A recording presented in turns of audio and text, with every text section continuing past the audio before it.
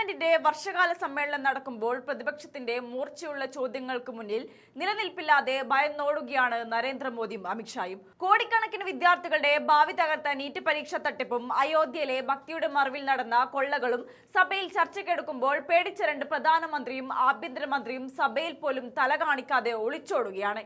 ഈ ഒളിച്ചുകളികൾക്കിടയിലാണ് ജനങ്ങളുടെ ശബ്ദമായി സഭയിൽ ജനനായകൻ രാഹുൽ ഗാന്ധി സർവശക്തിയോടെയും പോരാടിയത്. ബിജെപിയുടെ കപടമുഖം ഒന്നൊന്നായി വലിച്ചു കീറിയ രാഹുൽ ഗാന്ധി ഭരണകൂടത്തിന്റെ ഉറക്കം കെടുത്തുകയും അങ്കലാപ്പിലായ സംഘപരിവാർ അഴിഞ്ഞാടുകയും ചെയ്യുമ്പോൾ അവരുടെ തരം താഴ്ന്ന പ്രതികാര രാഷ്ട്രീയമാണ് വീണ്ടും പുറത്തുവരുന്നത്. അയോധ്യ രാമക്ഷേത്രത്തിലേക്ക് ഭക്തർ നൽകിയ കോടിക്കണക്കിന് രൂപയുടെ സംഭാവനകൾ വെട്ടിച്ചുവെന്ന ഞെട്ടിക്കുന്ന യാഥാർത്ഥ്യം പാർലമെന്റിന് മുന്നിൽ പ്രതിപക്ഷം തുറന്നുകാട്ടി. സ്വതന്ത്ര MP പപ്പു യാദവ്, അയോധ്യയുടെ ജനപ്രതിനിധിയായ അവധേഷ് പ്രസാദ്, രാഹുൽ ഗാന്ധി എന്നിവർ ചേർന്ന് നടത്തിയ പ്രതിഷേധം ബിജെപിയുടെ കള്ളത്തരങ്ങൾക്കുള്ള കനത്ത പ്രഹരമായിരുന്നു. ക്ഷേത്രത്തിൽ വീഴുന്ന പണം സ്വന്തം പോക്കറ്റിലാക്കുന്ന സംഘപരിവാർ അഴിമതിയുടെ ചിത്രം തുറന്നുകാട്ടിയപ്പോൾ ഭരണകൂടത്തിന്റെ നിയന്ത്രണം പൂർണ്ണമായി നഷ്ടപ്പെട്ടു. ഉത്തരം മുട്ടിയപ്പോൾ ബിജെപി തങ്ങളുടെ സ്ഥിരം അടിയന്തരാവസ്ഥ അടവ് പുറത്തെടുത്തു. പോലീസിനെ വിട്ട് കേസ് കൊടുക്കുക. UP-യിലെ വാരണാസിയിൽ രാഹുൽ ഗാന്ധി അടക്കമുള്ള നേതാക്കൾക്കെതിരെ കള്ളക്കേസ് ചുമത്തിയിരിക്കുകയാണ്. സനാതന ധർമ്മത്തെ അപമാനിച്ചു, മതവികാരം വ്രണപ്പെടുത്തി എന്നൊക്കെയുള്ള പൊള്ളയായ ന്യായങ്ങൾ പറഞ്ഞ് സ്വന്തം പോലീസിനെയും വേഷം കെട്ടിയ അനുചരന്മാരെയും മുന്നിൽ നിർത്തി ബിജെപി കളിക്കുന്ന ആ നാടകം ആർക്കാണ് മനസ്സിലാകാത്തത്?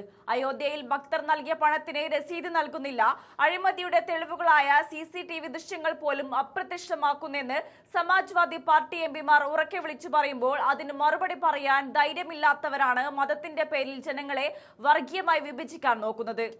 ചോദ്യം ചോദിക്കുന്ന രാഹുൽ ഗാന്ധിയെ കേസുകളിൽ കുടുക്കി പാർലമെന്റിൽ നിന്ന് വീണ്ടും അയോഗ്യനാക്കി പുറത്താക്കാമെന്നത് ബിജെപിയുടെ കവലച്ചട്ടമ്പിത്തരവും വെറും വ്യാമോഹവുമാണ്.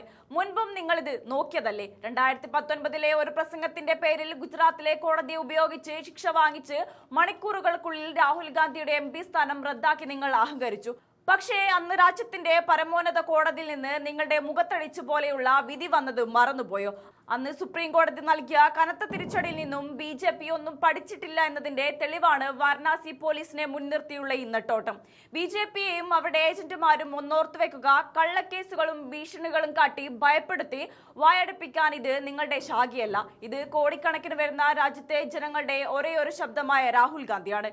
ജനങ്ങളെ വഞ്ചിക്കുന്ന നിങ്ങളുടെ അഴിമതി ഭരണത്തിനെതിരെ, ഭക്തിയുടെ മറവിലെ നിങ്ങളുടെ കൊള്ളകൾക്കെതിരെ കോൺഗ്രസും പ്രതിപക്ഷവും പോരാടുക തന്നെ ചെയ്യും.